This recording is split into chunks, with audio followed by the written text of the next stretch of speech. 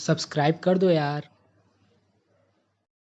किसी ने बड़े कमाल की बात कही है कि जिंदगी भर बहुत सारे दोस्त बनाना खास बात नहीं है, लेकिन जिंदगी में एक ही दोस्त से अच्छी दोस्ती पूरी जिंदगी निभाना सबसे खास बात है।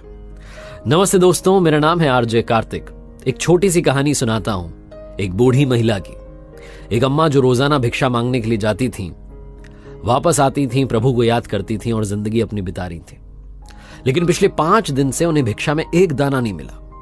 वो भूखी थीं, घर आती थीं, अपनी झोपड़ी में पानी पीती थी, सो जाती थी, ऊपर वाले को याद करती थीं और कहती थीं कि आप देख लेना कल क्या करना है। ऐसे करते करते 5 दिन निकल गए। 6ठे दिन उन्हें किसी ने 2 मुट्ठी चने दे दिए।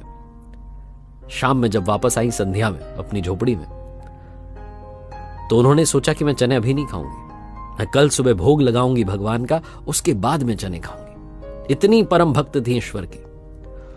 उन्होंने वो जो 2 मुट्ठी चने थे उन्हें पोटली में बांधा और झोपड़ी में टांग दिया। उसके बाद विश्राम करने लगी। रात में उनकी झोपड़ी में चोर घुस आए। चोरों ने समझा कि इस पोटली में गहने हैं, सोने के सिक्के हैं, यम्मा कहीं से लेकर आ गई है। चोर वो पोटली चुरा करके भाग गए और जब रात में चोर भाग रहे थे तो उन्हें किसी ने देख लिया, तो और ज्यादा हड़बड़ाहट में वो भागने लगे और भागते भागते गलती से संदीपन ऋषि के आश्रम में पहुंच गए। संदीपन ऋषि का आश्रम वो जहां भगवान श्री कृष्ण और उनके सखा सुदामा शिक्षा ग्रहण कर रहे थे। संदीपन ऋषि के आश्रम में पहुंचे तो वहां गुरु माता को आवाज सुनाई दी कि कोई घुसा है। वो बाहर निकली। चोरों को समझ में आया कि उनका पीछा फिर से कोई कर रहा है, तो जल्दबाजी में वो पोटली वहीं छोड़ करके भाग गए। अगली सुबह जब गुरु माता वहां साफ सफाई कर रही थी तो उन्हें वो पोटली मिल गई। इस तरफ जो बूढ़ी अम्मा थी जिनकी पोटली चोर चुरा के भागे थे, जब सुबह सुबह वो जगी और उन्होंने देखा कि 6ठे दिन जो भिक्षा मिली थी वो भी कोई चुरा के ले गया, तो बूढ़ी महिला जो थी, वो जो अम्मा थी, वो माता जी बहुत गुस्सा हुई और उन्होंने श्राप दे दिया कि जो भी उस चने को खाएगा वो जीवन भर गरीब रहेगा, दरिद्र रहेगा। इस तरफ संदीपन ऋषि के आश्रम में गुरु माता को पोटली मिल गई थी। गुरु माता ने खोल के देखा तो उसमें चने थे। भगवान श्री कृष्ण और उनके सखा सुदामा जो थे वो जंगल में लकड़ियां लेने के लिए जा रहे थे। गुरु माता ने कहा, अरे सुनो सुदामा, ये लेकर के जाओ, अगर भूख लगे तो ये खा लेना, इसमें चने हैं, दोनों मिल बांट के खाना। गुरु माता ने आदेश दे दिया। सुदामा के हाथ में वो पोटली आ गई। सुदामा जन्मजात ब्रह्मज्ञानी थे, बहुत विद्वान थे। उन्हें पता चल गया कि इस पोटली के पीछे की कहानी क्या है।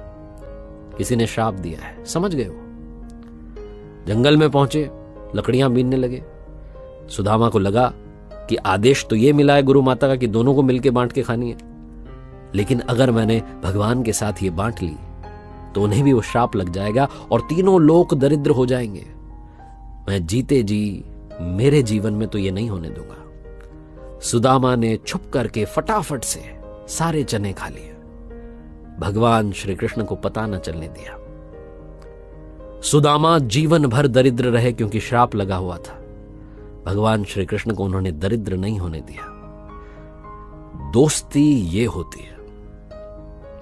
जीवन में ट्रू फ्रेंडशिप अगर आपको मिल जाए, इससे खूबसूरत कुछ नहीं है। जैसे मैंने बोला कि जिंदगी में बहुत सारे दोस्त बनाना खास नहीं है, लेकिन एक ही व्यक्ति से अच्छी दोस्ती पूरी लाइफ चलाना, पूरी जिंदगी वो दोस्ती निभाना, लाइफ टाइम, वो सबसे खूबसूरत और खास बात होती है।